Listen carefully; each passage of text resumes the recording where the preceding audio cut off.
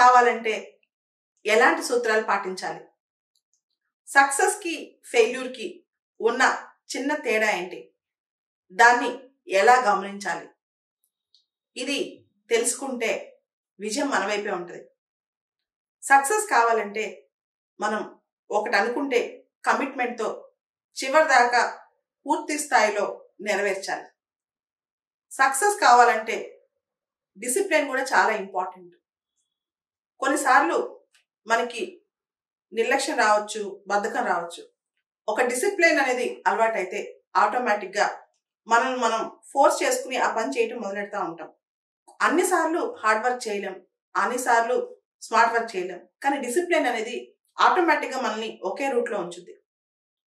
తర్వాత సక్సెస్ కావాలంటే కొన్ని తాత్కాలికమైన అంశాలను పక్కన పెట్టేసేయాలి.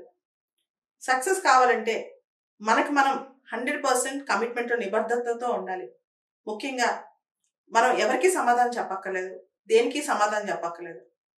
మన మనసుకి 100% మనం ఎంత పర్ఫెక్ట్గా ఉన్నాం మన గోల్ పట్ల ఆ నిజాయితీగా సమాధానం పెట్టుకుంటే చాలు.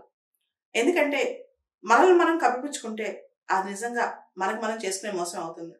మనం 100% మనం అనుకున్న గోల్కి కమిట్మెంట్తో ఉన్నామా, నిబద్ధతతో ఉన్నామా అనేది చాలా ఇంపార్టెంట్.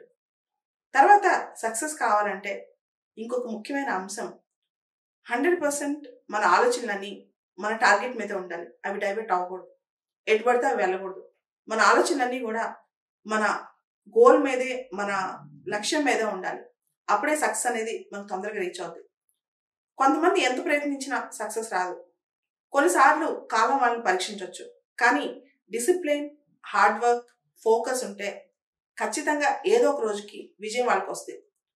ఒకవేళ ఒక రంగంలో విజయం లేకపోయినా వాళ్ళు ఏ పని చేస్తే అది పట్టిందల్లా బంగారమే అవుతుంది. అలా కాకుండా కొంచెం ప్రోక్రాస్టినేషన్ అంటే కొంచెం నిర్లక్ష్యం, కొంచెం బద్ధకం, పెద్ద పెద్ద వస్తాదులు కూడా మనం గమనిస్తే ఏదో పెద్ద పెద్ద కుస్తీ పోటీలో ఓడిపోవటం కాదు, చిన్న చిన్న రాళ్ళు తగిలే ఒకసారి పడిపోతారు. అదే ఆ చిన్న చిన్న రాళ్లే మనకు మనం చేసే నిర్లక్ష్యం కానీ, బద్ధకం కానీ, లేదా కొన్నిసార్లు ఓవర్లుక్ కానీ, ఇవి గనక కొంచెం వదిలేస్తే మనం ఈజీగా జీవితంలో గొప్ప స్థాయికి వెళ్తాం. మనం గమనిస్తే 0.7%, 0.6% మార్క్స్తో సివిల్స్, ఫిలిమ్స్ పోయిన వాళ్ళు చాలా మంది ఉన్నారు. సీసాట్లో అరమార్క్తో ఫిలిమ్స్ క్వాలిఫై కాలేని వాళ్ళు చాలా మంది ఉన్నారు. సో వీళ్ళందరినీ చూస్తే ఒకసారి అనిపిస్తే ఆ ఒక్క మినిట్, ఆ ఒక్క మైల్ కొంచెం తెలివిగా వ్యవహరిస్తే బాగుండేది కదా, కొంచెం తెలివిగా మనం ముందుకెళ్తే బాగుండేది కదా అని చెప్పి. నేను ఫస్ట్ టైం 2004లో సివిల్స్ ఫిలిమ్స్ రాసేటప్పుడు అప్పట్లో హాల్ టికెట్స్ ఆన్లైన్లో వచ్చేవి కాదు. అప్పట్లో ఇంటికి పోస్ట్లో రావాలి. నా హాల్ టికెట్ పోస్ట్లో రాలేదు. రాకపోగా నేను అనుకున్నాను హాల్ టికెట్ రాకపోతే బాగుంటుంది. నాకు భయం వేసింది ఎగ్జామ్ అంటే. ఈ వంకుతో ఎగ్జామ్ మానేయచ్చు, అందరికి చెప్పేయచ్చు మా ఇంట్లో అని. కానీ ఆ క్షణంలో మళ్ళీ అనిపించింది ఎగ్జామ్ ఇక్కడ క్విట్ చేయకూడదు, పాస్ ఆఫ్ ఫెయిలో మనం సంపాదించుకోవాలని చెప్పి యూపీఎస్సీ నెంబర్స్కి కొన్ని వేల సార్లు ప్రయత్నం చేసి మళ్ళీ ఇంకొక హాల్ టికెట్ తెప్పించుకుని ఎగ్జామ్కి వెళ్ళాను. సో కొన్ని సందర్భాల్లో మనం జనరల్గా అనిపిస్తుంది ఈ ఇయర్ ఆపేద్దాం, అమ్మో ప్లిన్స్ పోతుందేమో, హాల్ టికెట్ రాలేదని నెపం ఉంటుంది కదా అని చెప్పి. కానీ నేను అలా చేయలేదు.